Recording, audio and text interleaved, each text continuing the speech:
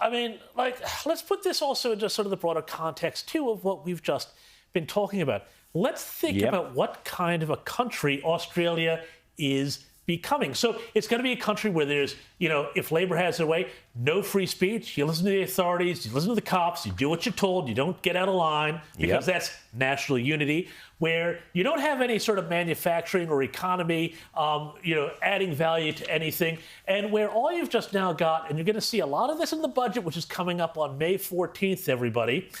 Watch for your tax dollars being put into funds, many of which are going to be off-budget funds to encourage industry, they're going to say, but which is going to go to big-time investors, all of your AGLs, all your Michael Cannon Brooks, all of these sorts of people out there who have got their hand in the government trough here for these solar schemes and all of these other things where they're guaranteed a return by your tax money because they don't actually have to provide the cheap energy anymore. But we are a country that should be so prosperous off the bat of cheap and plentiful, constant energy, and we are throwing away with both hands. Our economy is going in the toilet if we don't have this. We're propping up the GDP with mass migration, with all the effects that has on everything from housing to social cohesion, as we've talked about, and we're not going to be allowed to talk about it. Is this the Australia that we want? I really, really hope that's not where we're going, but think about it.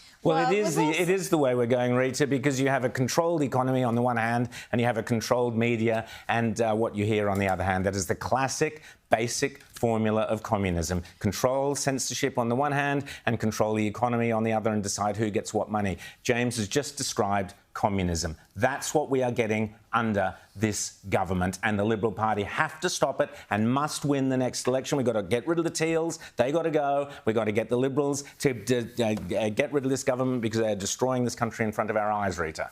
Yes, and this plan to become some sort of a solar panel superpower, it is so absurd that even the leftist Grattan Institute has mocked it. I mean, it is patently ludicrous to think that with one of the highest paid workforces anywhere in the world, we're going to manufacture solar panels that are going to compete with China using Uyghur slave labour.